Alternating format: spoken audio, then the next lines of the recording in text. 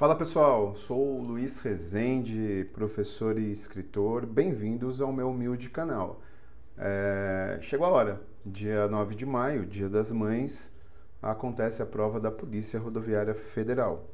E nesses últimos dias é fundamental você focar nos temas mais relevantes, nos temas mais importantes, nos tópicos mais recorrentes da CESP-CEBRASP. E nesse vídeo eu trago pontualmente para você as minhas apostas, de forma muito resumida, como um mapinha mental, os temas que eu acredito que sejam explorados na prova, os temas mais prováveis de recorrência.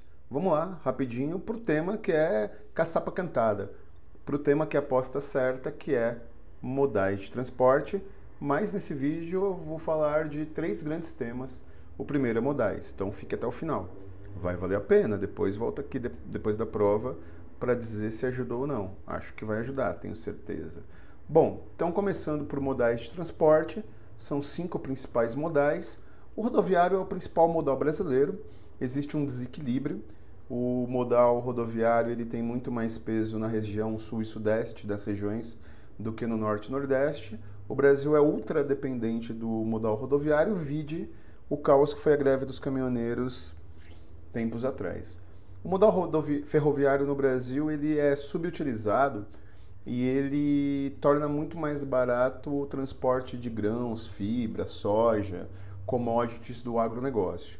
É um modal que é desenvolvido muito pouco historicamente no Brasil, mas tem essa característica. O modal aéreo ele cresceu nos últimos anos, nós acabamos de ter a privatização de importantes aeroportos do Brasil. O custo é um aspecto negativo dele, mas a velocidade no transporte é um aspecto positivo. O modal aquaviário é o modal em que nós temos o maior subdesenvolvimento. Lembre que o Brasil ele tem a maior bacia hídrica do mundo. E o modal aquaviário ele poderia ser uma alternativa de transporte muito mais coletivizada, mas ele é subutilizado. E o modal dutoviário é um modal que se caracteriza por transportar gás, combustíveis, petróleo e assim por diante. Tenho certeza que vai ter uma questão sobre modais, assim como teve em 2019. Lembre dos pontos positivos e negativos de cada modal. E lembre do conceito de intermodalidade, para cada trecho um documento de transporte diferente, e multimodalidade, um único documento de ponta a ponta.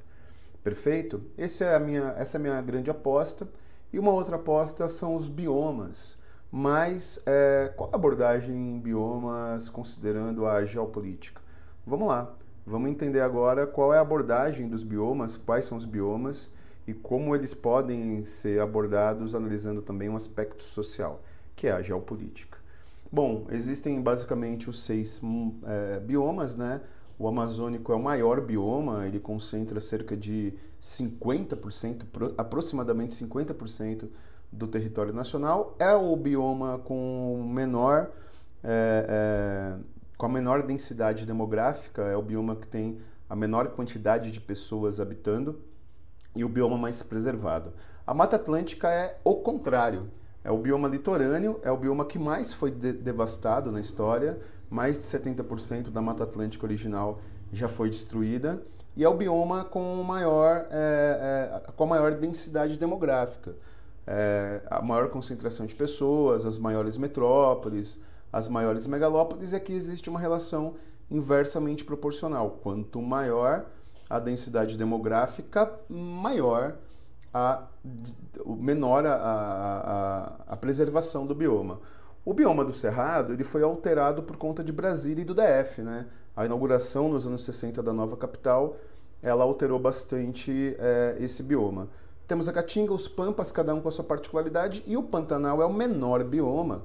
Tome cuidado porque visualmente a impressão que nós temos é que os Pampas é o menor bioma porque ele é horizontalizado, mas o Pantanal é o menor bioma, perfeito? Os biomas, então, caem nessa abordagem, na abordagem de desenvolvimento, industrialização e destruição dos biomas. E o edital da Polícia Rodoviária Federal, ele fala muito sobre a questão econômica, sobre a questão do trabalho, e é importante pontuar elementos sobre o PIB.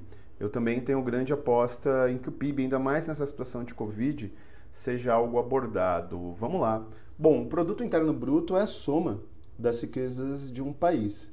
E o PIB finalizado em 2020, ele teve queda, né, de mais de 4%, a maior queda do índice histórico, altamente influenciado pela retração dos mercados por conta do coronavírus. E o Produto Interno Bruto ele é composto por 3 áreas, né? Serviços, que é hotelaria, alimentação, internet, cursos, tudo aquilo que não é indústria nem agronegócio.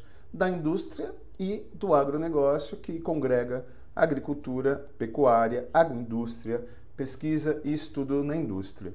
Tome cuidado porque o setor de serviços é o mais importante setor do PIB brasileiro, congregando mais de 70% das riquezas do país. O setor da indústria gira em torno de 17%, na prova não vão cair os índices exatos, e o agronegócio é um setor minoritário, né? Ou seja, muito se produz no Brasil, mas pouco se paga no agronegócio, correspondendo aí a 5, 6% da riqueza nacional.